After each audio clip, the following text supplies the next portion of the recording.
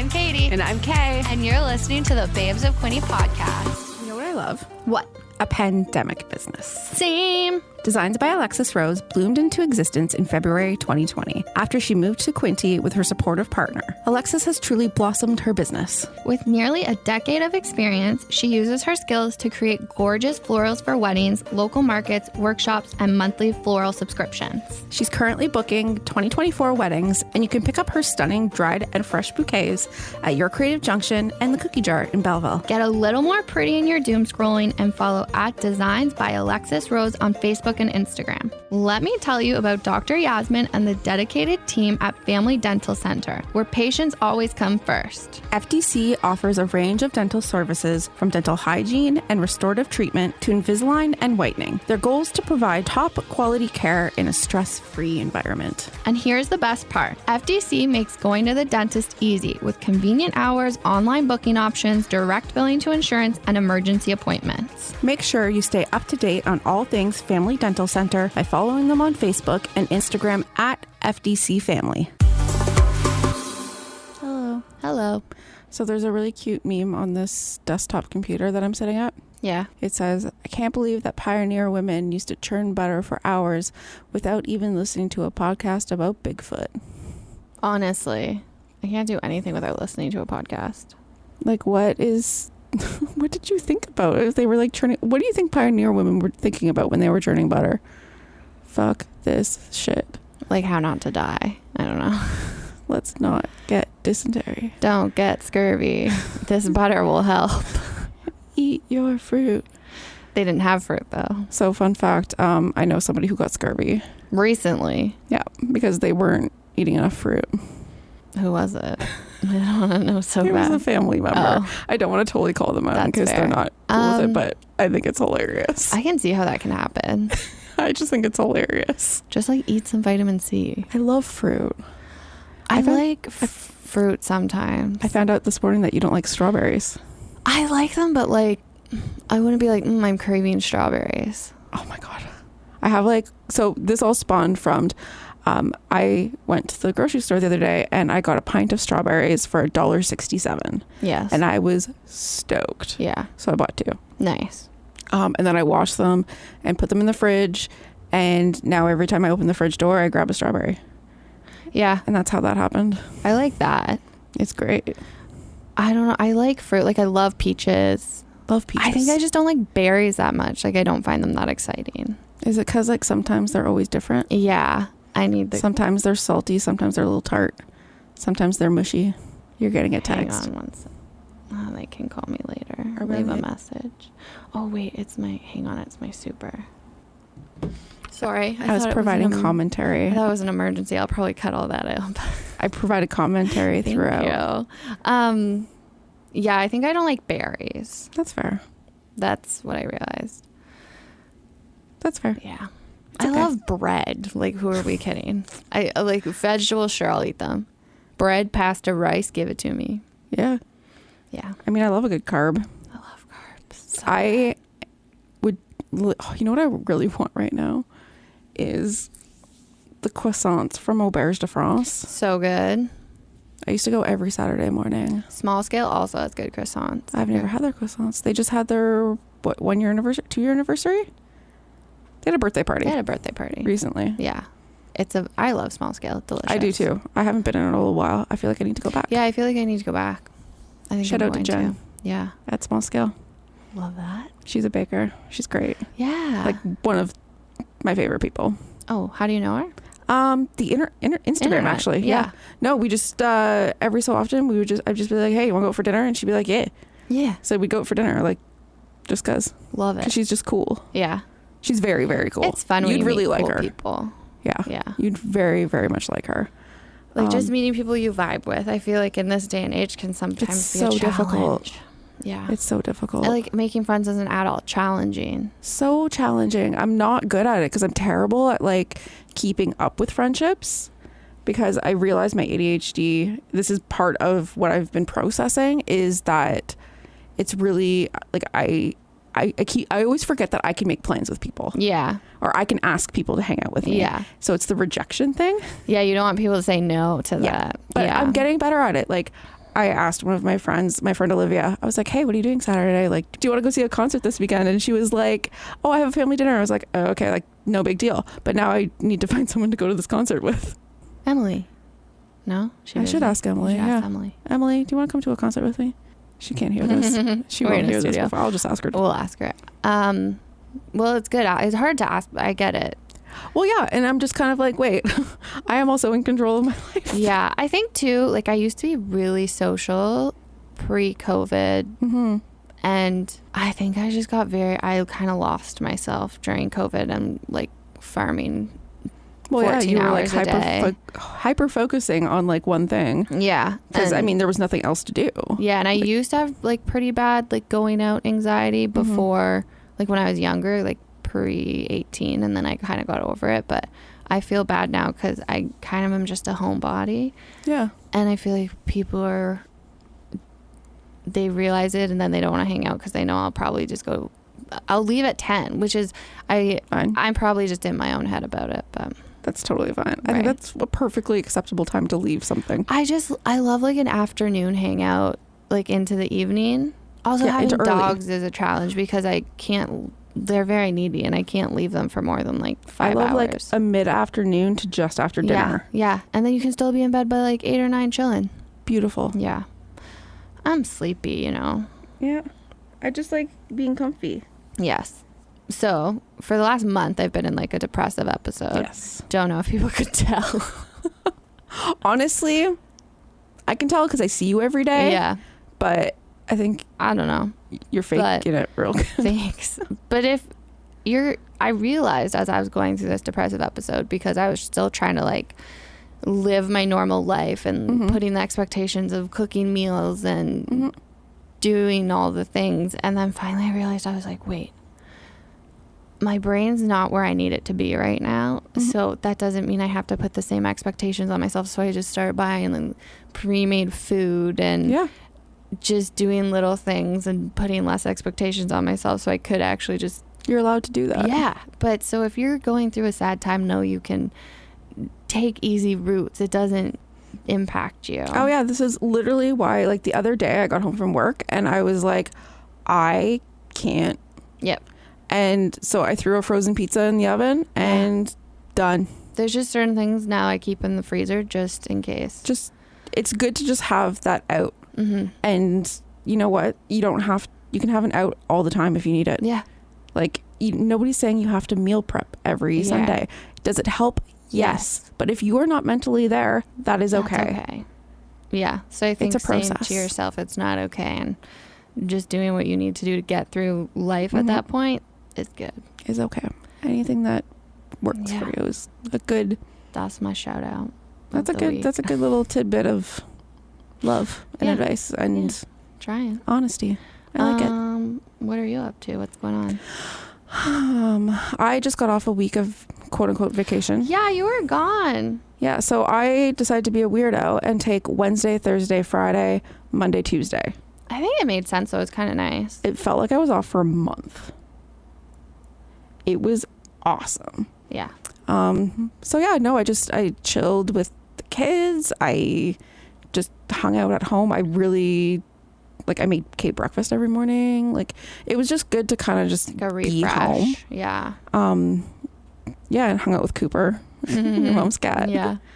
I think sometimes it's nice to have a stay-at-home vacation because you can catch up on all the things you haven't been doing. I think that's what it was. It was like I got like all this stuff in my closet reconfigured. I'm like taking out a top shelf and moving it lower. I'm like...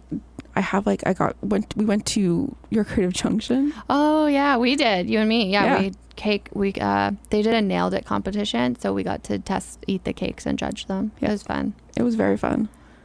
I love your Creative Junction. Go there. Go see Sarah. Yeah, just such a gem. So cute. We love her. And they were so cute. They were so funny. Kids are so weird. It's so great. But yeah, no, that was pretty much it. And now I'm back at work and I'm very excited to be back at work. I'm very happy you're back at work. Yeah, no, I feel like I'm refreshed and I'm ready to just like kill it and just, do good things and, launch new things and get back at it. but in like a fresh. With a fresh perspective, I'm less angry. Yeah. Because I was getting pretty frustrated. I think it was like burnout and fresh. Yeah. Yeah. That happened. It was like the smallest thing happened, and I was like, trigger stacking, which we'll talk about in our later episode. This episode though was great. So good. It's Meghan Hamilton, who is the founder of UBU Skills in Kingston. I don't even know. She reached out to us. She saw us at Brazen and then reached out to us. The vibes were just so good. I say it in the episode, we get so nervous when someone asks to be on and we don't know them, and our social anxiety goes to 100. And then it's exactly what we need in that moment. Yeah. It's wild. Yeah, so this conversation was very much exactly, I think, what we needed that day. Yeah, and I think you'll all like it. I don't even know how else to get them prepared for what they're about to hear. Yeah, no, it felt really natural. Yeah. It was just a straight up combo. So let them listen? Yeah. Okay, enjoy. Today we technically have our first out-of-towner. We were first introduced to this lovely babe at Brazen. We were happy she reached out after to keep connected. Meghan Hamilton is originally from Toronto and now calls Kingston home. After high school, she attended the Toronto Metropolitan University Theatre School on 2 separate occasions for 1 total diploma. Her journey through post-secondary brought her struggle with anxiety and depression to the surface. After working in the acting world for a couple of years, she decided to choose happiness and switch paths. She switched gears and began writing and learning how to produce film and theater. She also started to play guitar. She continued to put positive energy into music and continues to do it to this day. This isn't even the big stuff. Meghan is the founder of UBU Skills and is a speaker, visibility, and confidence coach with a positive and encouraging approach. She offers one-on-one coaching, programs for small business owners, and master classes to help people learn new skills, move past fears, and work towards speaking and present goals. She has completed coaching training for growth work, mindset development, trauma-informed leadership, and building forward momentum. She is passionate about supporting women and non-binary folks in their quest for speaking up, self-advocacy, and finding their true voice after years of society trying to keep us quiet. Babes of Quinny, please welcome Meghan Hamilton, the founder of UBU Skills. Hi. Did we get it right? Is that right? UBU? No, just like the whole intro. Yeah. I was like, oh, how did you know that I went to theater school twice? But I guess I probably put that out there somewhere. I think it was on your website. We do a lot of Googling. Yeah, we do a lot of Googling. I love it. We like to start off with like a really big question. Okay. What's your favorite potato chip? Plain Lay's. With dip? I can't judge. Like sometimes with dip. But that's because Costco has the big bags for $6, and then I just have them all the time. So I don't have to worry about it. Honestly, plain Lay's are a vibe. I love them. I love all chips. So my answer could have been all chips. But plain Lay's, because you can dress them up with other things. But things like, so my real favorite is ketchup Doritos. Okay. Have you all I never had them. Yeah, they're like in and out. They're not here all the time. Specialty item. In Canada. Gourmet. Gourmet. Only the best for me. But I get like a weird sugar rush if I have like a whole bag, which is what I usually like to have if I have chips. Yeah. And not like a snack bag. Like a full bag. So if I have a full bag, because I can't stop, then I'll like feel like not good. Yeah. Which usually doesn't stop me. So then I'll just continue. You just keep going. So I stick with plain Lay's, and then I'm okay. Cool. Plain Lay's, you're good. Yeah. I do like when people say plain chips, or like Tim from Tweet & Co said like lightly salted. And I was like, who are you? I'm just like, I judge like a little bit, but then I pull it back. I find those like stick in my throat when I'm trying to swallow. Like they don't do their job. Yeah. What's your favorite dip? The queso. Yeah, queso's really good. Like I know I'm not dipping a Lay's chip in it. I'm dipping a corn chip in it, but like it's queso. I would dip a Lay's chip in queso. I probably would too. I would too. Like, I would dip anything. Yeah, in queso. Quite frankly, here's my dirty little secret. When I go to the movie theater, I get popcorn and cheese dip.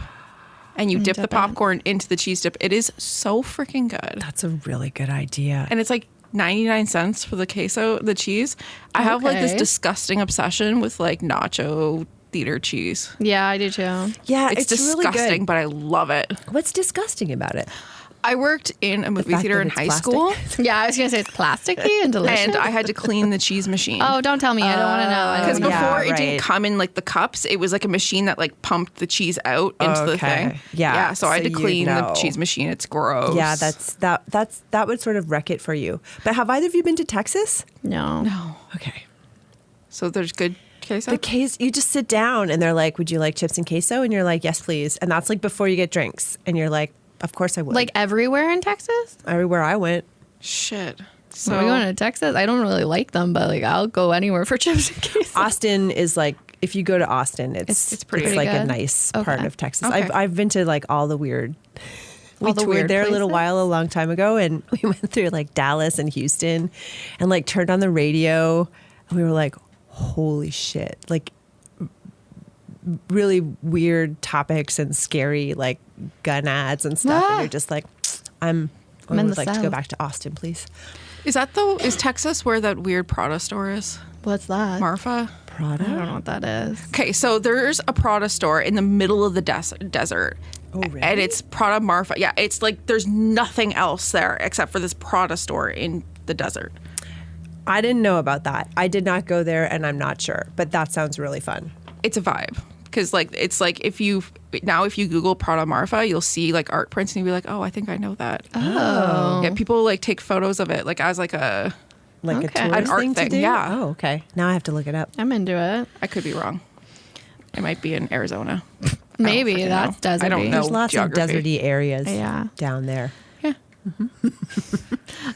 So as I was like researching you and deep diving on Google and your website, it talked about your post-secondary journey, which sounds very similar to mine. But can you kind of tell us about that experience and how you ended up there twice? I can. So from like 14, I got asked if I would fill in last minute because somebody canceled. I think like my high school was doing this like cabaret night of student written plays. Fun. It was really fun. Very dark. And Love it. I got asked if I would step in. I think I had like a few days and do this like monologue that this woman had written. Oh, girl, I guess at the time. It feels weird to say 14-year-olds are women, but I guess I don't. When do you call somebody a woman? Anyway, I don't know. I just call everyone lady. This lady. this lady. So I got asked to step in, and like I memorized this monologue and I delivered it, and like I made everyone cry. It was really sad. It was about a dead dog and like something about her dad, but I can't remember all the bits and pieces. And then at the end, everyone was crying, and I was like, "Oh my God, this is like a magical power!" Right? Yeah. So then I knew I wanted to be an actor because at that point it was either an actor or an accountant. Oh, those are That's, like, different. normal. Very different. But also, I get it. It describes me perfectly. The two bits and pieces that like fit really well together. So I got into, at the time it was Ryerson and now it's Toronto Metropolitan. And I went, and it was a really weird time. So one of my professors ended up, he was sober at the time, and I love him, and he has since passed away. But he got back into drugs apparently after I left school, and he's like the first incident of like airplane rage. So he was in the States, and I guess he had like taken a lot of drugs and drinking a lot of vodka and started freaking out on the plane. And like the FBI got involved, and the pilots came out, and like This was like your first year of theater school? No. This is like way after later. the fact. Okay. But I'm trying to set the tone for like the folks who were Yeah. in charge of our Program. and our mental health ultimately.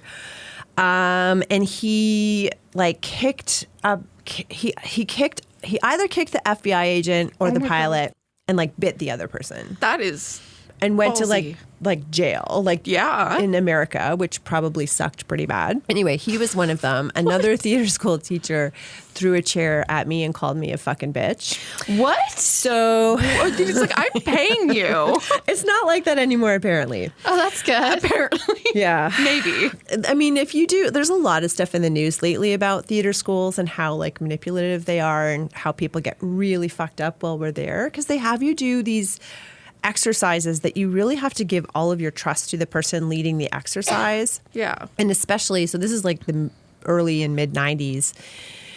We didn't have the same vocabulary that we do now for mental health. We didn't have the same, and you're also dealing with people who probably were also dealing with their own mental health issues who'd also come through theater school. Anyway, so I failed my first year, and at the meeting, when they told me that I got a D in acting, I got like good marks and everything else, and I got a D in acting, and they were like, "We want you to come back," and I said, "Fuck you, I'm insulted," and I walked out.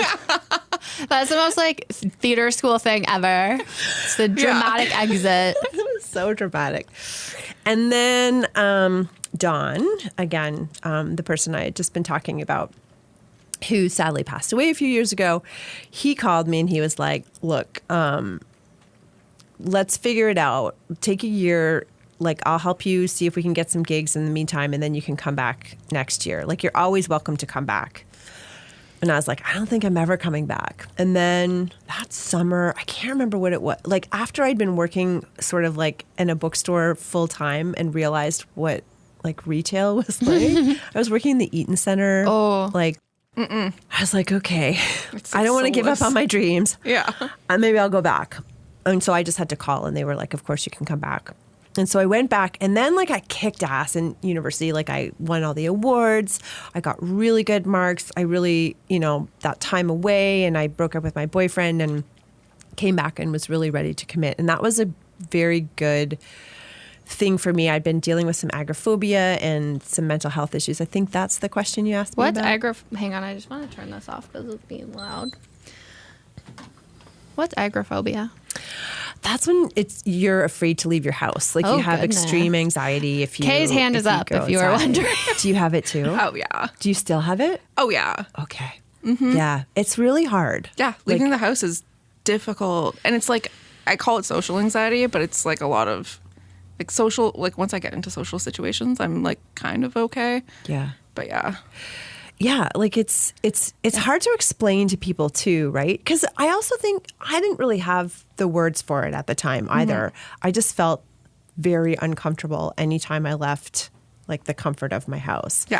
And up until that point, I'd been dealing with so much anxiety all my life and depression that was like undiagnosed. Like we didn't talk about it. This is the 80s and 90s. Like it wasn't the same. I feel like now things would have been different, but that's okay. I was having panic attacks where I was almost fainting like every day in grade 8. So I went back. I sort of like managed to, just by like having to do it, like get over my agoraphobia. And then I went out and tried acting for a number of years. And you liked that? No. Did not like. I had a few things that I got to do that were cool. But mostly it was like constantly getting people to cover my waitressing shifts, my serving shifts, so I could do beer commercial auditions. That I was not like, they were always looking for models. They were like, wear a short skirt and whatever. And I'm just not, it's not really me. So I would just be constantly rearranging my schedule for these roles that had no lines, where I don't know if you've ever done an audition before, but like basically they tell you to slate. And so you say your name and your agency, you turn to the right, you turn to the left. And then like the camera just goes up and down your body and they're like, okay, thank you. And that's it. And I'm like, I didn't fucking go to theater school and like leave and then come back and like kick ass just to fucking do this every single day. So one day I just had enough and I called my agent and I was like, I'm done. And, never looked back and felt such relief from like not having to continue to do this. So then from there, I wanted to try my own stuff. So I got a grant to write a play, a one-woman show, and then I got another grant to like put it on. And that was that was probably a pivotal moment for me too, because I realized that I could create my own work without having to rely on other people to like me or not like me, which is what auditions constantly felt like, right? It's like job interviews. Like you do a number of them and you get rejected. You're just like it's fine, but also it's so much energy to just it's exhausting. Keep telling yourself that you're okay. Yeah. All the time. All the time. Yeah. So that was really positive for me. And then around that, and then I started producing other people's stuff, and I was brought in as an assistant producer for in the early days at the Distillery District. Have either of you been there in Toronto? Yeah. Oh yeah. Yeah. So that was like before anything was there. I think we had that nice chocolate shop, and like a Mill Street had just started, and like Mill Street used to come around. That was when they had the small bottles. I don't know if you're old enough to remember, but they would come around with like 4 packs of the small bottles and leave them at everybody's door and be like, let us know what you think. If, it was a really nice time. And there was probably about 15 at least theater companies in the building, and we would all hang out with each other and talk to each other and share things. And that was really great. And then I started producing sort of independent shows for other people. And I picked up the guitar around that time and started writing my own music.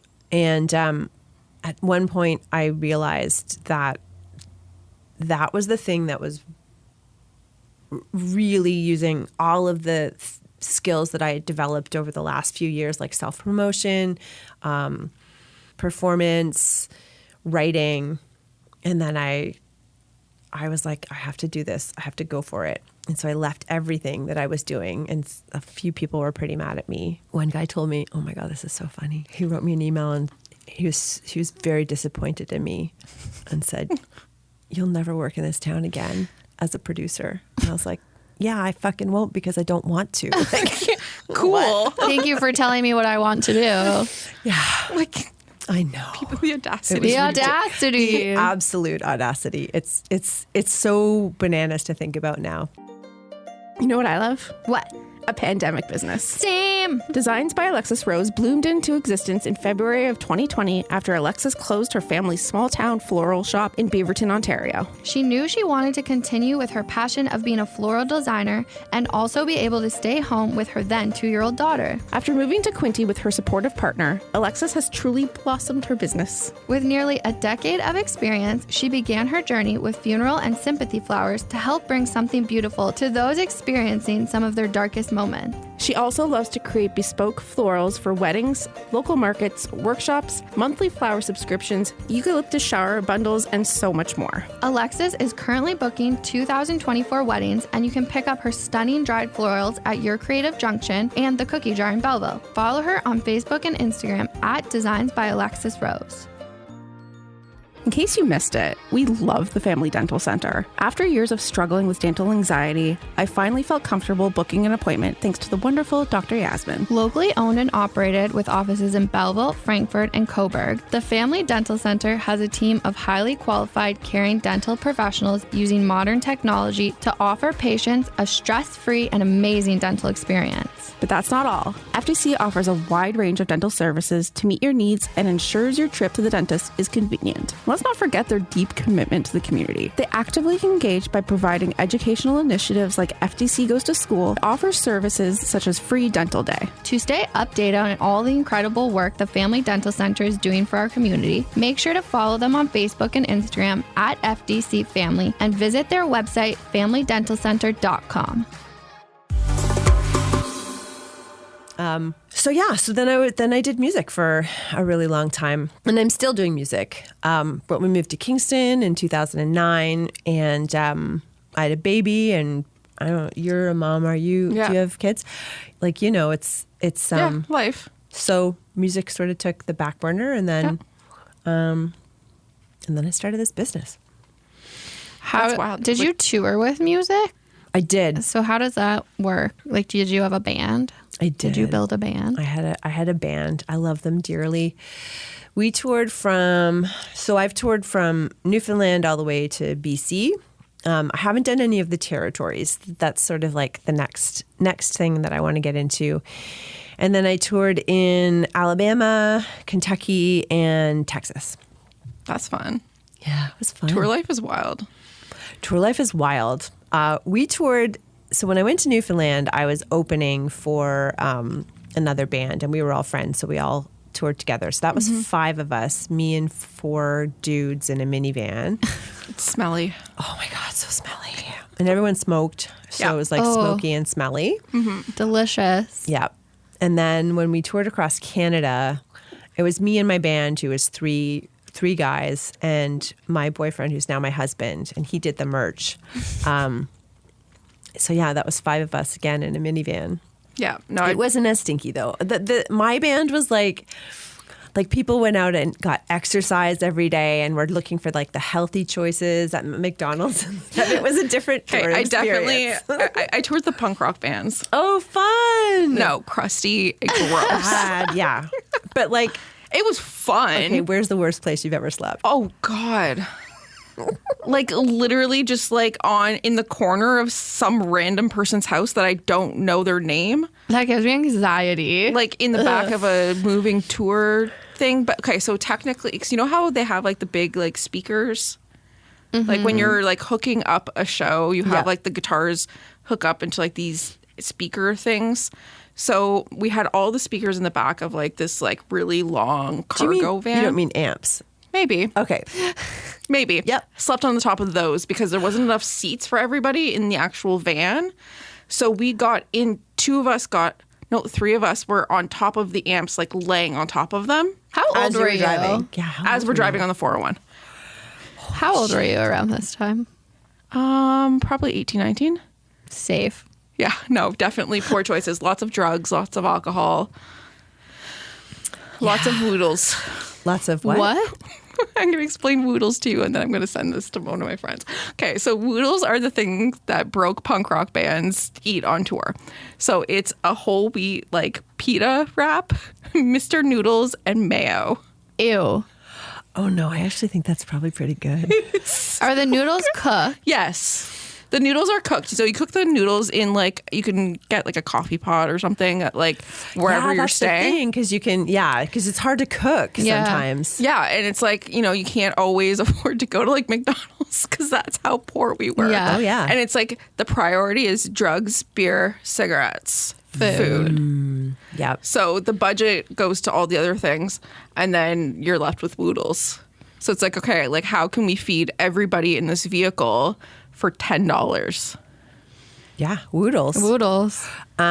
Should we try it? No. Okay. But yes. Like, should we I make people think you try? should. I gotta want to try I think it. you should do And it. then so you make the noodles and then you sprinkle the salty stuff on top of top. the noodles, but you like mayo the bottom of the pita. It'd be fun a vibe. textures. Totally. I think you should do woodles for the Patreon channel. Oh, that's a good idea. Right? She's really just getting a Patreon, and now I'm on board. So I like money. For the Me too. B-roll. Yeah, money's pretty great. yeah, I mean, I like money. I really like money. Okay. Sorry, I loved that. Now I know more about touring. So yours seemed a little more wholesome than the punk rock touring. Yeah.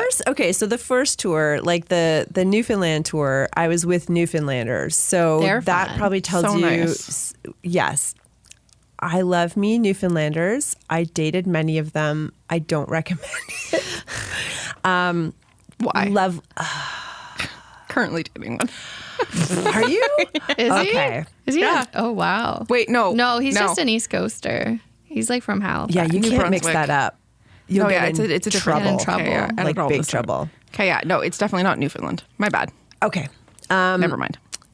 Really lovely people, just not great boyfriends, like not good committed partners. I'm sorry to all of you Newfoundland men who are really good people. I dated Newfoundland actors and musicians. Oh, well, I mean, So that's you're it. doubling up. Yeah, on the you're reason. like doubling down on Yeah. chaos. There's lots of it. Love them. Still love them to this day. Yeah. Don't want to date them anymore. Fair. So I toured Newfoundland and the East Coast. I think we hit everything in Quebec with this group of dudes who were partiers. And so like I think by like day 4 I was like, holy shit, what have I got myself into? Like Yeah. it was just a lot more than I had expected. The kind of stories that you probably have of like like so excited to have a bed, and then like your bandmate found a girl for the night, and like they were like fucking on the floor, and you're like, fuck. Like you just yeah. That. And then on my tour with my own band, like I said, like people would want to make time to have a run every day. Like McDonald's was like exciting because you could have a salad. And we mostly like, I was booking the tour. So I was making sure as much as I could that we had like decent places to sleep, or I was building it into the contract that like they had to put us up somewhere. But some of the hotels that we were put up in were like, I don't even know if they were technically hotels. There was this one. So there's this one in, I can't think of the city right now, but it was in this like building that used to be maybe a mall, and like upstairs it was like 15-foot ceilings and probably about 15 rooms, but they couldn't afford to keep electricity in all of them. So like you sort of had to, and this is just when iPhones were starting. So it's not like you could just like bust out your flashlight and look around. And then like there was just all these like beds in these random rooms that were just like huge. Like it was really, really weird. But the worst one was this place that we were excited because it was in Kenora, and it was our last show of the tour. I should also mention that when I asked for a show, he was like, is this for dancing or for music? And I was like, oh, music.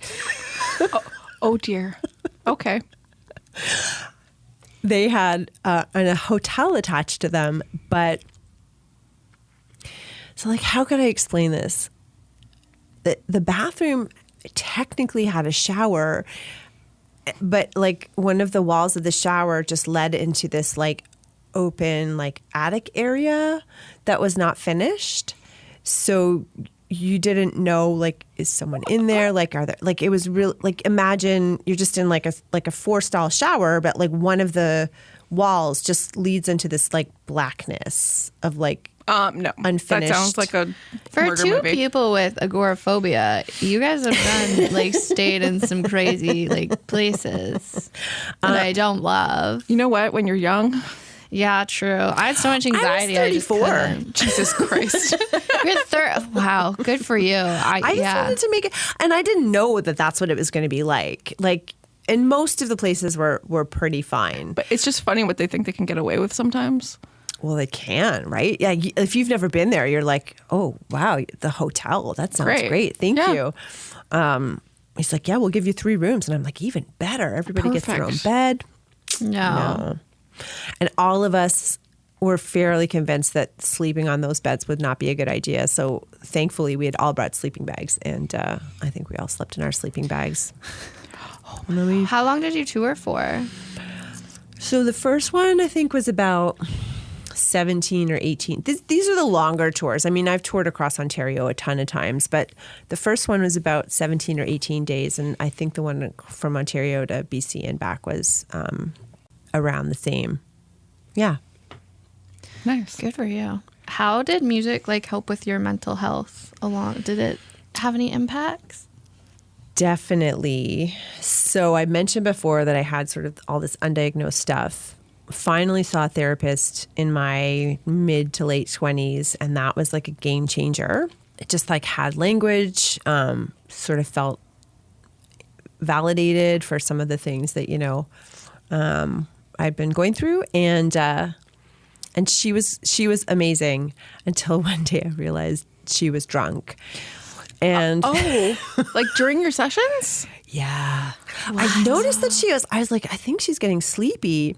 And then like it got to the point where I was like, oh no, like she's drunk. And she kept drinking from this like big bottle of like Perrier or something, right? Like that kind of and just wouldn't think anything of it until there was like a little bit of slurring and like a little bit of like dozing off or like almost falling over in her chair, just weird stuff. And I was like, at first I thought it was a test. I was like, is she trying to test me to like speak up for myself and say something? And then just one day I was just like, I think I'm done. So I said to her, you know what?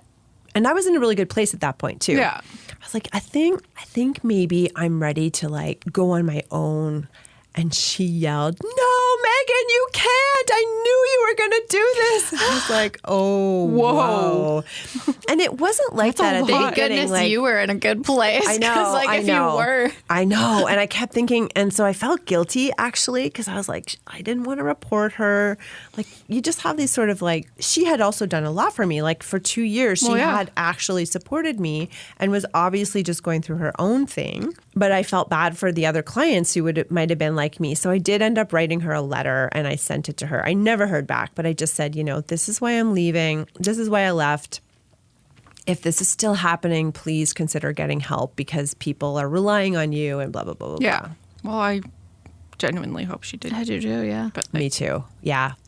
I also was just like, I just can't deal with this shit. Like, I've just dealt with all of mine. I need to like move on. And anyway. That's a healthy boundary you have set. You set there. Thank you. She taught me. Yeah. She did teach you along the way. Crazy. So writing songs actually like allowed me because you can be moody in songs, right? Yeah. So it allowed me a place to like work art through, feelings and difficulties and struggles that I had, mostly with relationships. Music is good for that. Like, it's good for excavating your shitty relationships. And one of my best friends is an author, and we've talked about this before, how like those really dark, difficult times in our life, like actually now like meant something because we were able to create things from them that enhanced our lives and made our lives better.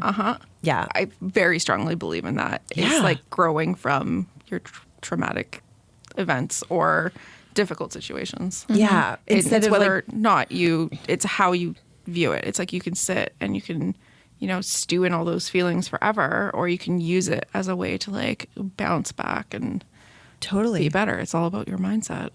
Yep. Yeah. And make something like meaningful out of it. Yeah. Yeah. Yeah. I feel that. Yeah. I'm into it. I like it. So how does this all kind of turn into UBU? Yeah. So when we moved here, I got a job at a university, and the students were doing these sort of competitions where they had to pretend to be lawyers. And I said, and I'd been thinking a lot about my training from theater school, and like, I can't remember if I'd gone back to school at that point or I was thinking about it. And I was like, we learned so many amazing skills that like everybody could use. And we would say that at the time. This is between getting chairs thrown at you and stuff like that. But you'd say to yourself, like, everybody should know how to develop a strong voice or, stand properly so you don't like have body injuries and stuff like that. And so I'd been thinking a lot about all of the training I had done and putting it together in my mind. And when I found out that the students were doing these competitions, I said, who's giving them performance training? They were like, oh yeah, that'd probably be a good idea. And I said, can I try that? I would really love to. And they said yes. And so then I started working with the students, and I, developed this 4-part training that encompasses like all of the training that I had in school, my classical theater training, as well as at that point, over 20 years of experience performing on stages. And it was awesome. And it was very fulfilling. And I really enjoyed the work. And slowly, I was doing that every year. And then a couple of people found out about it and asked me if I would help them with like speeches or other things that they were doing. And then I was like, I have a business. And so I soft launched UBU Skills in 2018. And then I left my job in the summer of 2020, and I've been here ever since. Wow. Why'd you decide your logo to be a unicorn? Because it makes me so happy. I've loved unicorns since I was little, and so this is how I met my husband.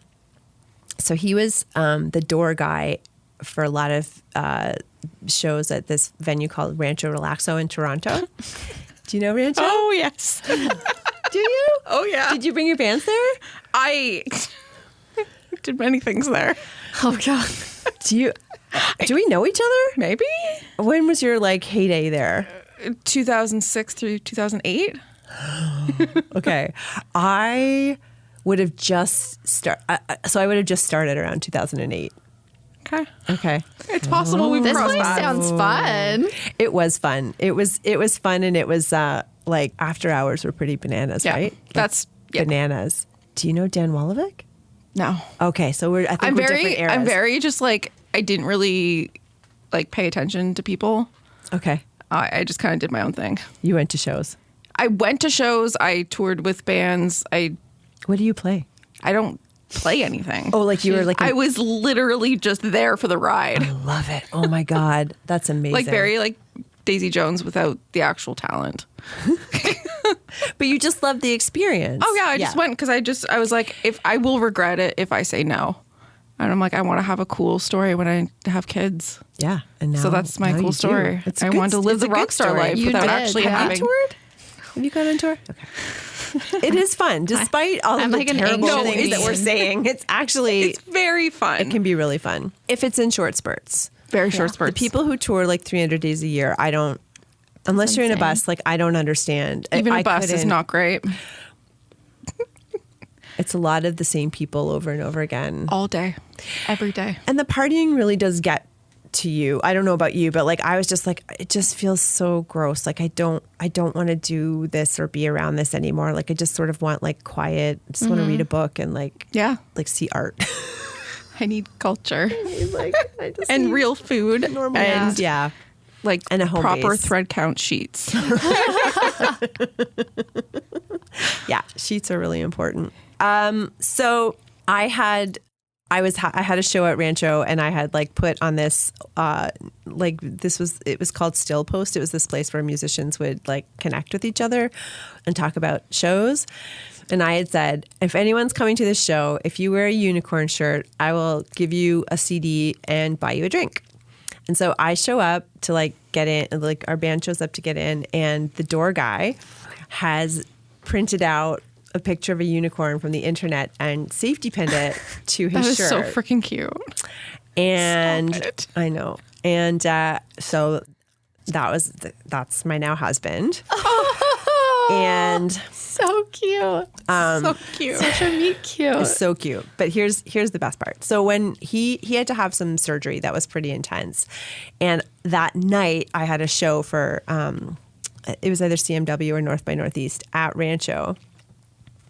So like I was there at the hospital all day, like, you know, and then got him home, got him safe, and then like had to head out to the show. Oh, I'm gonna cry. So I get to the show, and it was a very intense day. And I come out on stage, and I look out in the audience, and like all of our friends were there with unicorn printouts, safety pinned to their shirt. Did he coordinate this for He you? sure did. Oh, now I'm gonna cry. And so our wedding what a was sweet like, angel. I know. Our wedding was unicorn themed. Stop. And so my friend Chantal is an artist, and I was like, of course it's going to be a unicorn. That's so Wow. freaking cute. Yeah, I know. That it's makes nice, me so eh? happy. Yeah. I love hearing stories where men are not totally assholes, and they Yeah, I feel like it's you got a really good one. did. they a good actually one. have the ability to do these things, Yep. because you hear a lot out there right now, and it's very sad. Yeah. I was Sad listening, state as of I said, affairs. to your episode with Jenny, and I was like, oh, the dating sounds It's bad out there. Bad, but Really no, bad. it's honestly like to hear. That's so freaking cute. It's pretty. I It was love pretty that. nice. Yeah. It was. Yeah. I mean, those are the things that you're like, of course I'm going to marry you. Yeah, Right? right? It's like, yeah, no, sometimes you meet someone and you're like, yep, you're going to be a pivotal part of my life. Yeah. And some of them stick around, and then it's great, and you get unicorn weddings. Oh. It's true. I mean, it's not all like fucking roses No. all the time. No. We have been together for almost 15 years, I think. Yeah, There's ups and downs, but yeah. for sure. No, he's the best. I love that. So, how did you end up in Kingston? Well, so in the last leg of one of the tours, so this was just one of the Ontario tours, our guitar player got a slip disc and couldn't play anymore, and it didn't feel like it made sense to tour with everybody. So I just decided to do the last few shows solo, and Ben, my husband, came with me. So So we were driving into Wakefield, and out of the blue, we both turned to each other and said, let's move here. And we were like, what? Because neither of us had considered leaving Toronto. Both of us had moved there. Like, I left Mississauga to move there, and he had left Kingston to move there. Oh, so he's from Kingston. He's from Kingston. Yeah. He was born in Kingston, and then his family moved to Toronto when he was 10. And then he was born in Toronto. His family moved to Kingston when he was 10. When he was 20, he went back to Toronto to do Second City. And then we moved back here later. Anyway, so we knew that Wakefield actually probably wouldn't have been a viable place to go because at that point, music was still my focus. And it just sort of seemed a little bit far from everywhere in order to do like touring and try to get some traction as a musician. So we talked a lot about, we didn't realize that both of us had sort of maybe been thinking about leaving Toronto because did you live in Toronto? Yeah. Like well, now I don't even know how anybody lives in Toronto. Like it's just so bananas. It was expensive at the time, but now it's just like out of control. Mm-hmm. It just had started to feel a little bit less community oriented for me. And I was just starting to feel a bit discouraged with the music scene. And all my best friends had moved to different places. And just feeling that sort of like loneliness and isolation. And for him, you know, he was sort of transitioning into thinking about a different career than he'd been looking at. And he, at the time, thought that he wanted to open like a venue. And we thought, well, Kingston would be a better place for that than Toronto. Mm-hmm. And so we just picked it and decided to move here. Like, and everything fell into place in ways that, you know, you wouldn't have imagined. Like, I wouldn't have thought that I would get that sort of job really easily. And that job afforded me a lot of stability that I hadn't been used to, like dental benefits. I walked in and my dentist was like, oh boy, we got a lot of work to do. Yeah, glasses, like all those things. I just sort of like focused on rebuilding sort of stuff that got put to the wayside when you're, you know, I don't know. At one point I had $20 a week to eat. Yeah. And like chose to walk to work every day. Like it was an hour walk there and an hour walk back, and literally what I did living in Toronto. Yeah, the whole time. And it takes you a while to get out of that, right? And be like I'm safe, I'm okay. Like money is not, I'm not, you know, destitute or like on the way to being destitute. And I was never destitute. I had a job. I had a place to live. I should be very clear that there was a lot of privilege happening there. It just felt very stressful to try to survive in this city that was, you know, fairly unforgiving in a lot of ways. So yeah, we picked Kingston, and we've been there ever since. I was born in Trenton. Oh, okay. So you do have like a local connection. Yeah, I think I lived there for 11 months. And then they were like, we're going to go. Yeah, they were like, I mean, I get it. Yeah. Neither of them are from Trenton. My dad's from Bowmanville, so sort of close-ish. But yeah, they moved to Toronto and then eventually settled in Mississauga. Cool. Mm-hmm. Can you tell us about the services that you offer through UBU and how people can access them? So I'm a speaking, visibility, and confidence coach, and I work one-on-one with folks, usually in sessions of 6. So we work together over up to 3 months, and we work on the speaking training that I talked about, and then we look for real-life situations that you can put this stuff into practice. And I also incorporate a lot of shadow work in my coaching. So that's where that was something I had started to do in my mental health journey.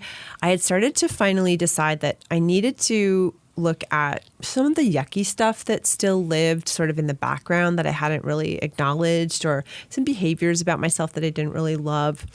And shadow work sort of kept showing up for me. And I was like, okay, I think this is a sign that I should look at it. And so it's basically asking yourself questions. And my method is like in a really supportive way. So we're always coming back to being compassionate for yourself as to why these behaviors that you have, like, why are you doing this? Like, what's the reason why you might keep doing this thing that you don't like about yourself? Or why did you do that, 10 years ago, this thing that you keep thinking about and you feel guilty about? And it always comes back to, It's either a learned behavior from dealing with something when you were little that was like the only way that you could do it at the time, but it became a habit. And now as an adult, you're like, well, this doesn't really support me any longer. But like actually going back and figuring it out, there's a lot of relief in that. And there's a lot of healing that can happen because you're like, oh, I'm not actually a dick. I was doing this because I was hurt. And now I can find that compassion for myself and forgive myself. And now we're going to like move forward and develop like better habits. So I started doing that work with myself. And then when I was working with clients, a lot of speaking fear stuff would come up. Like I mostly work with women and non-binary folks. And we have whole other layers of like society's ideas of women's and non-binary voices. Like there's just so much shit that's around there. So with one woman, she was really struggling. Like intellectually, she knew like that she could speak in front of other people. Like she knew, like she had to give talks like twice a week. Like she was doing it, but she was still petrified almost every single time. She had to take beta blockers. And so we started chatting and I was like, can I ask you sort of like, this is what I'm doing in my life. Would you be comfortable with me asking you some of these questions, and you can either answer them here with me or you can like journal them out, which is how I like to do it. And basically we realized that a high school boyfriend had told her that her voice was irritating, and basically that kept coming up for her, this idea that her voice was irritating. Oh my God. And it was like, as soon as you realize that there's this other person's voice in your head sort of like dictating, but because it's painful to visit, you just like squash it down, but it keeps happening and then you're not even conscious of it. And that was like a huge moment for her. But for me also, because I thought to myself, this is a very powerful tool that I can use with people that, you know, and I want to be really super duper clear. I'm not a mental health practitioner. I'm very clear with clients. Like, if this delves into anything that I know I'm not trained to do, then like you have to commit to getting professional help. And we always, that's like something we talk about ahead of time. And so now what I do is I have this workbook that I use with folks, and then they can use it on their own and they can ask themselves questions and journal them out. And that really helps. Like we don't do shadow work all the time, but sometimes it can be absolutely powerful in terms of transforming your ability to feel like you suck and you can't get up in front of people to being able to advocate for yourself, which is like a huge thing for people. Yeah. And then I have group programs. So I do this 4-month program. It's like a visibility building program for small business owners. And the last month we build a signature talk. It's called Welcome to My TED Talk. I'm also the speaker advisor for the TEDx at Queen's U. So I have lots of experience with TED Talks. Super cool. Yeah, it's really fun. And we basically talk about values, like what's important to you. And then you get to build a passionate speech that like talks about what's important to you, as well as like why you're here, why your business is important, like what are you doing in the world. And then I have some master classes to help folks learn how to speak up. And I do corporate workshops too. I'm like really inspired by you. Oh, thanks. I'm looking at your website too, and there's just so many great things, and you just have like tools people can go and download. Mm-hmm. I feel like I'm going to download this, me and my shadow situation, and work on that. I love it. It's like one of the things I'm most proud of. I literally talked to my therapist yesterday about this. I didn't know this was a thing. This is what I was telling you earlier this morning. I had like kind of like a consult with a new therapist yesterday. I don't know if it's actually therapy. I think it's like psychotherapist. I don't know the actual term for it. Anyways, doesn't matter. But yeah, we were literally just talking about that. It's like, okay, so like you're repeating behaviors that you don't like. What is it that's triggering those? And she's like, it's not, because I was like, I feels like I'm self-sabotaging. She's like, no, we don't say that. She's like, it's a defense mechanism. I like her. Yeah. I like her. I don't She believe was in like, self-sabotage either. No, she's like, it's a defense mechanism because something happened and you keep reverting to this, but it's because you're trying to protect yourself and not because you're not trying to like screw yourself over, because nobody intentionally does that. It's just you're trying to protect yourself from the hurty things. Yep. Yeah. She sounds like a good one. Yeah. I feel like I've learned so much today already. I can see your face. You're just like, I'm just like, what? I have to talk to my therapist. Whew. Okay. So clearly people will feel good when they work with you, but what can people expect like coming into it? Is it scary? Do you make it comfortable? What happened? Totally. Yeah, that's obviously a big concern with people is like, you know, are you going to make me do Instagram reels? That's a big one. And I'm like, not unless you know, I'm not going to make you do anything. If you are trying to, you know, to build a business, do I highly recommend seeing if we can work through all the blocks that you have around that? Yes, I do. However, you know, there's no, like, I can't and I don't want to force you to do anything. I don't think there's like any reason to do that. It's actually, a lot of the stuff is really curated to whatever the particular person needs. So like, we don't do shadow work with everybody. Like, not everybody needs it, or they've got their own method for dealing with fears and stuff like that, usually with a therapist, and they want to leave that separate, and that's totally fine. I try to, so I don't know if you've looked at my Instagram at all, but like, I show up as myself, like, good and the bad. So if I'm having like a crappy day, I'll be like, you know, this happened and I'm feeling really upset about it. Or I try to be as honest as possible so that people can be as comfortable as possible when they're working with me and they can know what they're getting into. I'm also really fucking clear about like my politics, my values. Like, I'm not interested in working with folks that don't align with my values, because it just is hard, and I don't want to have a hard business. I want to have an easy business. Well, it's your business. You can choose exactly who you work with. Yeah. And that's one of the things I teach folks too. Like, you don't have to say yes to everybody. You don't have to work with people that make you feel uncomfortable or make you feel like crappy. Like, you don't even have to think about why. You can just be like, no, you're not the right person for me. The vibe is off and I don't want to work with you. You're allowed to say no. Exactly. Yeah. And really what we're doing is we're not ever working on building more masks for you. Mm-hmm. We are working on letting you be you. And that's where the UBU comes from. Like, we are building the highlights and we're like excavating the shit that's keeping you from being your true full self. Do either of you like read tarot? No. Okay. But I think it's infinitely interesting.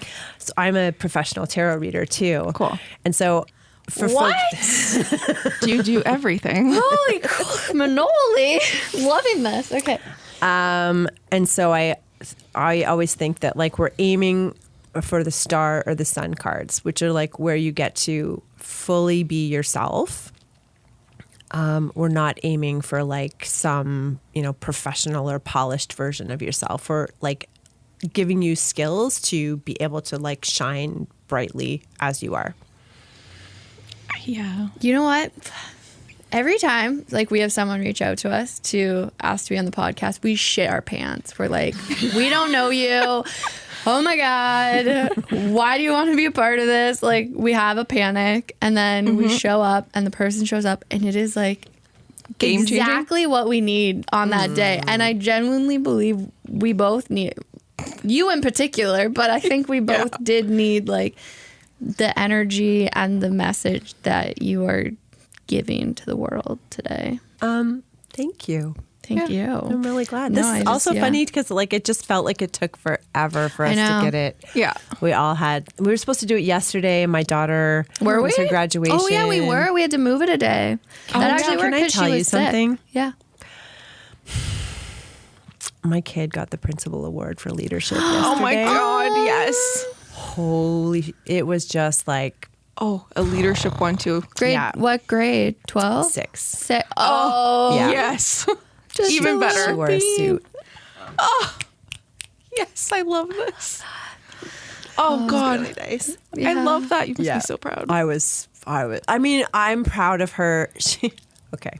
So for the last week, I've had upwards of 8 kids in my house every single day. She wrote a horror movie. And they've been filming it. Stop it. I have like an actual Wes Anderson movie happening in my house, right? Like it's kids being Can you kids. screen this? Yeah, like when are you filming? When are we? I think I'd have to get a lot of permission. They also like used, they subbed out swear words because they knew they wouldn't be allowed. And I was trying to tell her about the swear words that they use in The Good Place. Have you watched The Good Place on I've Netflix? heard of it, but I've never I've watched it. some of it. I haven't. Yeah. Okay, so like they would say like holy forking shirt balls. Yeah. Right? So I was trying to tell her that. And I'm like in and out, right? Because I'm also trying to work from home and stuff. So instead of shit, they said chat. Still and like the same it's thing. screening at school today. Amazing. And I'm like, okay, well, we're just gonna, like, what is it? Act now and beg forgiveness. Yeah. Just let it happen. Yeah, exactly. My goodness. So anyway, like I've just sort of watched her really come into her own this year. And so I'm very proud of all of that. And like the award, like I'm just generally proud of her. Like I wouldn't want her to ever think that like I'm only proud of her because she got an award. Of course. But I was pretty proud. I was just excited that somebody else also sees like her potential and like what a fucking great person she is. And that she got that recognition. Yeah, it was nice. It was really nice. That's really cute. I think honestly, so I have a 14-year-old too. And she has a scary amount of confidence. So much confidence. And I'm just, we love her for it. And like, yeah, because she takes photos. Like she's really, really good at it, but she never posts on Instagram. She only posts on this other app. What app? Visco. Oh man, I'm gonna have to learn a whole lot of new things. I feel like that one's not for us. I've been using it before it was cool. Oh, okay. So like, Okay. I use it for photo editing because I don't like the tools. It's more powerful than Instagram and you get more layers and it's cheaper and all these other things. Anyways. So she uses it and she posts there and I was like, Kate, I'm like, if you posted this stuff on your Instagram, like you could easily be an influencer, but in like an artsy way. And she's like, yeah, I know. I was but like on text. I just don't want that and for I was, myself, and she's Mom. like, I just don't want that. I love it. Oh, That's okay. badass, right? Like when you could have something, like to know that that's not what you want is very cool. And like She's that's so cool. I think I neat. have this, like listening to both of you talk about your kids and seeing children. Is like, your womb tingling? No, I do not want children at all. Ugh. The last episode, we were talking to someone and they were talking about birth, and I was like, ugh. Not for me. Never wanted them. But shout out good on all of you for having them. Not my thing. I have dogs. But like girls, dogs. like when we were younger, I feel like it was a thing. Like you're too loud, you're too bossy. You just need to appease. Like as young women, that was kind of the status quo. Yeah. Oh, yeah. And now I feel like there's this like powerful beast of women like our ages guiding these young women coming up, and we're helping them realize they don't have to like quiet themselves or appease everyone. And that's why I think like both your daughters doing these great things and setting boundaries and knowing they don't have to do it is really freaking cool. Yeah. It is. Yeah, for sure. Because all that stuff is still out there. Yeah. Oh my God, yeah. It's still there, but yeah, being able to sort of give them an alternative and also like say they're wrong. You can say whatever you want. Yeah. Is really really nice. So that's my little spiel. Next generation. Yeah. They're It's gonna really rule the cool. Scary. world. Oh, I say know. it, And yeah. it's like the best kind of scary. Because like, One of Audrey's teachers said yesterday, we don't want her to leave. And I'm like, she doesn't want to leave either. And she was like, she could come and run this school. And I'm like, I know she could. yep. That's great energy. Better than any of us. Yeah. Love it. Yeah, no, I decided, like, I woke up this morning spicy. And You haven't been very spicy. I know, but like now I'm at the point where I'm just kind of like, I realized this morning, I'm like, you know what? Like, I'm going to be spicier towards the things that need to be spiced about. Yeah. If that makes sense to any of you. Yeah, you like, take that energy. I'm you really preserve pissed. your energy. Like, I'm really, really pissed about the housing situation. Like, it's a whole different conversation, but like, I'm so pissed about it. I'm so pissed at people being angry at the addicts. I'm pissed about, not having resources. I'm pissed about healthcare. I'm pissed about all these things. And I've just been kind of quiet about it. But now I think I'm going to be outwardly pissed. Yes. I love And I just need to channel all that anger into something that's going to be useful. So I'm going to be angry pissed. I like and Yeah, channeling that energy into something like positive and like using your voice to I need to. It's so Well, because that's all Good. what, like, it's like I grew up like as a teenager, it was like all the punk rock stuff, right? So it was like, okay, we're doing, you know, women's rights. We're doing, you know, people existing as they want to. It's like we're doing all this stuff. And then I stopped. I had a kid, basically. And then I just, you know what I mean? Like, and scene. And then I just got more, just quieter, I guess. I don't understand.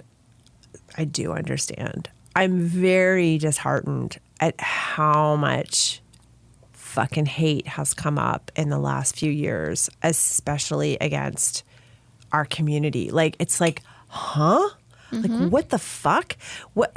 Like, it's distraction. And we all know. It's like, I'm not going to tell you anything you don't already know, right? Like, it's like, you can't, you're going to get mad at the drag queens and not like, I don't know, like the church that's been fucking like messing with kids for like literal centuries. How about like all the indigenous kids that they've been fucking digging up from graves? You're going to get mad at this person for like enjoying their life? Fuck off. Sorry. Now I'm salty. I love this. Have you watched, what is it, Shiny Happy People? Oh, Shiny Happy. It's about the Duggars. It's No, I the can't. Duggars. Like, I'm too sensitive to watch stuff. Will mess with me for a long time. Yeah, that one. It fucked me up. That one was like straight bad. up. Maybe that's why you're spicy. Honestly, and I think it's ever since I watched that, because I binged the whole thing in one night, on the same night we watched it in separate houses. It was horrifying. The things that those kids have been through. I'm like, okay, and now this documentary's out. Like, now what? Like, people are just going to let this continue to happen. And the way they treat women, the way they talk to women, the way they talk to kids, the way they like basically are brainwashing these kids from birth. And like, not just religion, like behavior, like just natural curiosity. Like, they just want to stomp it right out of you.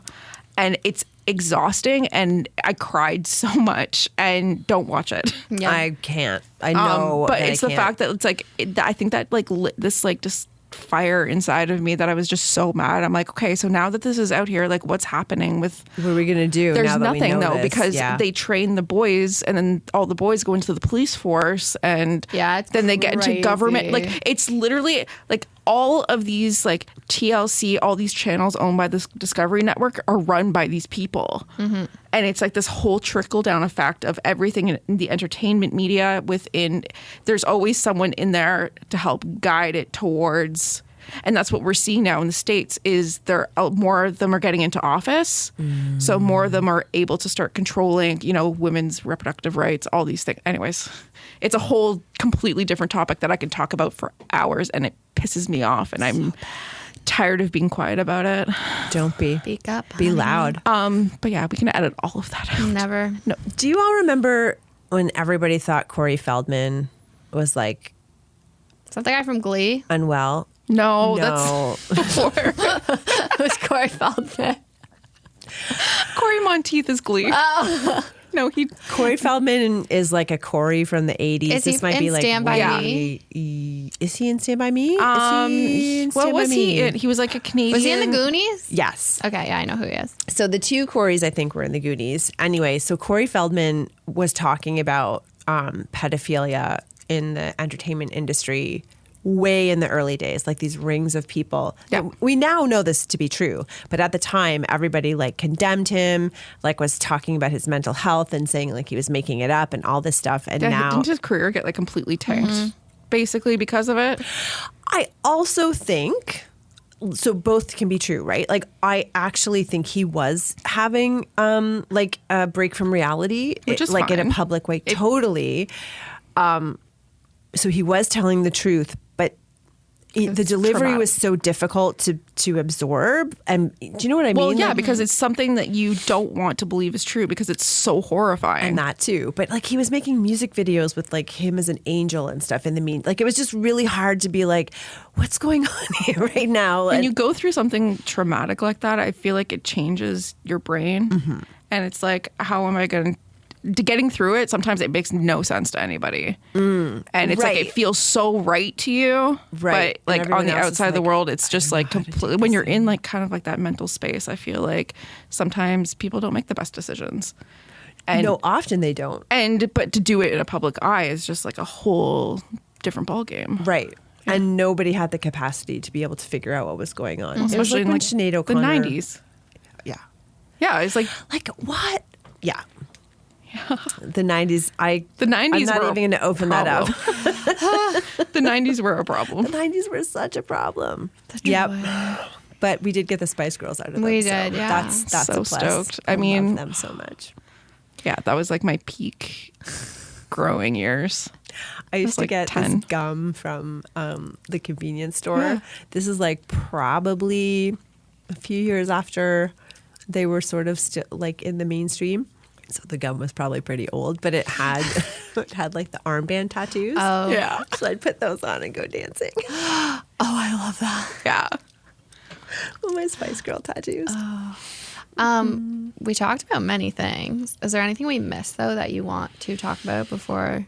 I'm starting a new music project next week. That's exciting. Yeah. I got a residency at the Grand Theatre in Kingston. Amazing. Really fun. I'm walking in with nothing, and the goal is to write 6 new songs, bringing in some friends, and we're going to record whatever we get. And I'll probably have a little like invited concert sort of at the end of it, just to be like, this is what I came up with. And then from there, I'm going to take it to the studio and turn it into an EP. So that's fun. And I'm launching another. When are you going to air this? Do you know? Yeah, hang on. I can tell you if the internet's really slow today. Here, recording today, and this will come out near the end of July. Oh, okay. So my 4-month program for small business owners is called Thriving Visibility, and we are launching a new cohort in September. So that's September, October, November. Yep. We're skipping December and going back, coming back in January. So that's that 4th month I was talking about, the Welcome to My TED Talk. So that's a really... it's really fun. It's a beautiful community. I only take 10 people, so it's very high touch. There's one-on-one and group coaching, and it's basically training and coaching to help you build your best marketing tool, which is you, right? It's like developing yourself as the figurehead of your business. So that launches in September, and by the time this is airing, there might be a spot or 2 left. So we can head to my website to learn more about that. We'll link it in the show notes. Okay. This was great. Thank Yeah. you. Thank you. This is everything I needed today. Yeah. Can I shut it down? Yeah. Yes. That was amazing. It's so good. Listening back to it was a good time. Yeah, because I feel like we recorded this one a little while ago. It's like 3 weeks ago. Yeah, I would say 3 weeks Yeah, so ago. I need to listen 2 to or it again 3 now. weeks It's like I forgot all the things I said, and I'm scared. But that's no, okay. it was pretty good. Yeah. Like, it wasn't unhinged. It was fun. I know. I just... You know, I edit out anything really crazy.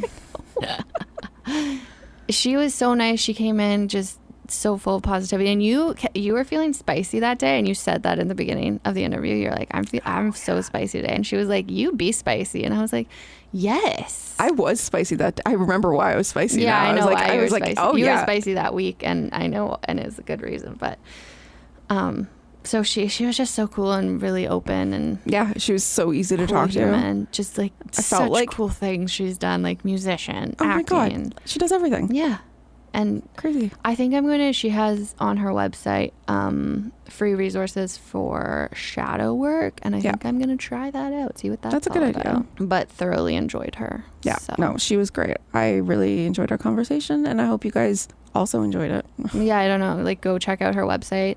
I don't know if she still has workshop spots open, but you can just stay up to date on all the workshops and speaking things she's doing. Actually, directly after her interview, Yeah. she goes outside. Oh yeah. She had a flat. She had a very flat tire. Yeah, And then I she had felt to awful. stay for like an hour waiting for CAA. It's horrible. I know. I was like, you can come in. Yeah, come hang out. But she was very optimistic. I need that outlook on life. Yeah, I know. I was like, I'd be kind of freaking out, but she was like, chill as a cucumber. Yeah. Cool as a cucumber. Cool as, I don't know, doesn't matter. Honestly, it doesn't Love matter. cucumbers though. So, fuck berries, but water. Oh, The waterlog. you know what? Yeah, like I love watermelon. I love cucumbers. So circle back to the beginning of the episode. Oh yeah, delicious. I like hate bananas. Really? Yeah. Why? I don't know. Well, I used to have them a lot in smoothies. You're correct. It's the shape. Oh, goodness. What else? What else is going on? Smoothies. I used to have them a lot in smoothies, but I'm pretty sure bananas can impact migraines. Ooh. I stopped eating them because I get migraines. That's fair. What was I going to say? Oh, Brazen, the 2024 location has been released. That's exciting. That's a beautiful venue. It's beautiful. It's in we're Cherry gonna Valley. be there. It's in, yeah, I'm looking. I think I could be very No, it is wrong. in Cherry Valley. So you can get on the email list for Brazen, so you know all the updates and stuff, or follow Simple Desk. This isn't a sponsorship. I'm just telling you to do it because Simple Desk. But straight up, I think we met some of the coolest people at Brazen last year. All of it was just it was exactly, I didn't know going in what to expect, but it was exactly what I needed. Yeah, we'll be back. Big advocate of going to Brazen. Also, we officially launched the Starboard Instagram. We posted on it, so go follow it, please. And that's all I got. Do you have anything else? No, I'm just really excited for the next batch of interviews that we have coming up. Full disclosure, we record a whole bunch in advance and then release as we go. We have 3 interviews in the first week of August. Yeah. So we mistakenly decided to book like 3 interviews in a week. And then like the following week, there's another 2. So, I'm going to burn out. Let's do this. And then I go on vacation like right after that. I set Katie up for success in this one. We're going to be great. I'm on new meds. Everything's fine. No, but yeah. So we have quite a few interviews coming up in the next couple of weeks. So we're pretty much booked. Like we have episodes scheduled until the end of September, which I'm very excited about. But I think there's some really cool guests coming up that I hope everybody loves. And we're going to try and start sharing on our socials like prior to the episode coming out, so you kind of know who's coming that week. We're going to try. So yeah, could I tell you who's next week? No, but it's in the schedule. Yeah, I don't know. We have other real jobs. Not that this isn't a real, but this is just like a side thing we do. Yeah. We have an Excel sheet that keeps our episodes somewhat organized. Somewhat. And hey, I edited this on Tuesday. That's 2 days before. Yeah, and then I'll edit this and it'll go out. So beautiful. We'll see. I hope everyone has a lovely weekend. Yeah, no, hopefully it's gonna be nice again. Yeah, shout out to Lana and Donna. I'm going to their wedding on Saturday. Oh, I'm very excited. Big old gay wedding. So. Love a gay wedding. Me too. I'm the MC. Oh, shocking. You're gonna be so good at that. I don't know, I get scared speaking like actually 2 people. But you're so good at speaking. It's crazy. You're very good at speaking. It's gonna be great. Thank you. You're gonna kill it. Okay. Good? Wrap her up. Bye. I don't know. The Babies of Quinny podcast is recorded and produced at Starboard Communications, home of 95.5 Hits FM, Cool 100, and InQuinty.ca.